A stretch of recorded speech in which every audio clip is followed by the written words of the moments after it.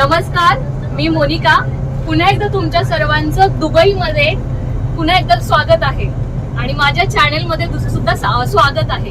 तर आज आहे ट्रिपचा दुसरा दिवस आणि आज आम्ही सफेद रंगाचे कपडे घातलेले आहेत आणि आज आम्ही मिरॅकल गार्डन, डेझर्ट सफारी आणि लिमोझिन राईड करणार आहोत. तर काय मग मुलींनो, मजा येते ना तुम्हाला? आवाज कमी येतोय? चला मग, Ganpati Bappa hip hip hurray, hip hip hurray, hip hip hurray.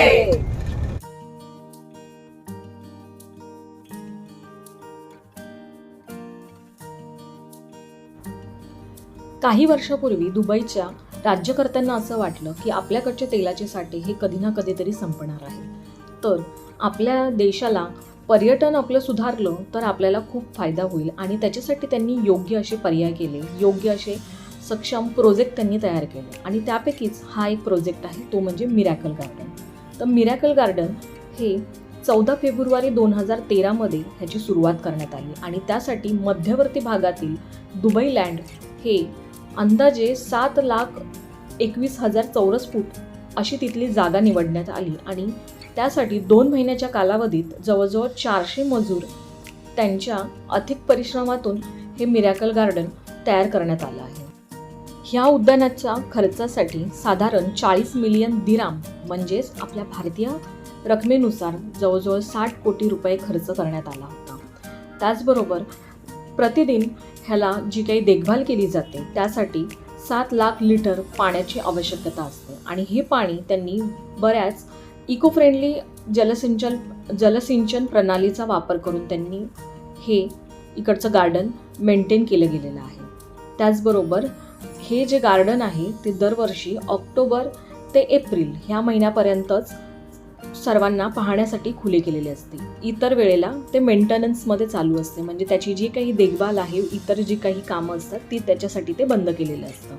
आता तुम्ही ह्या गार्डनमध्ये इथे तुम्ही बघत असाल किती सुंदर असे नजारे त्यांनी तयार केले गेले आहेत. असं म्हणतात की साधारण इथे 3.25 कोटी फुलं इथे आहेत. त्याचबरोबर हे असे सुंदर असे मनोरे तयार केले गेलेले आहेत. त्याचबरोबर फुलांचा बंगला तिथे तयार केला गेला आहे, फुलांचं घड्याळ आहे, हे असं प्रवेशद्वार आतमध्ये केलं गेलं आहे. असे सुंदर सुंदर तिथे फुलांचा वापर तयार करून गेलेला प्रतिकृती तुम्हाला आतमध्ये पाहायला मिळते.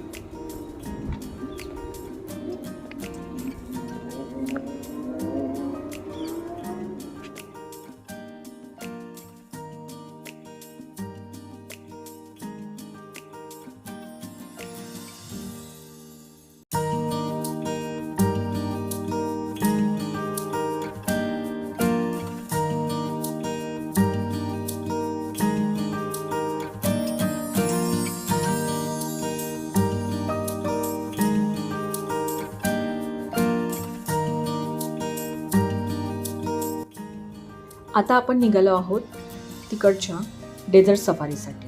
आता डेझर्ट सफारी ही साधारण वाळवंटामध्ये केली जाते. वाळवंट म्हणजेच काय, तर पृथ्वीच्या पृष्ठभागावरील असा अतिकोरडा प्रदेश असतो की जिथे वनस्पती आणि प्राणीजीवन हे अत्यंत विरळ प्रमाणात पाहायला मिळते आणि त्याचबरोबर हा भाग शुष्क, ओसाड आणि वालुकामय आपल्याला तिथे पाहायला मिळतो. हा प्रदेश जितका तुम्हाला उष्ण जाणवतो तितकाच तो तुम्हाला रात्रीच्या वेळेला थंड देखील जाणवतो.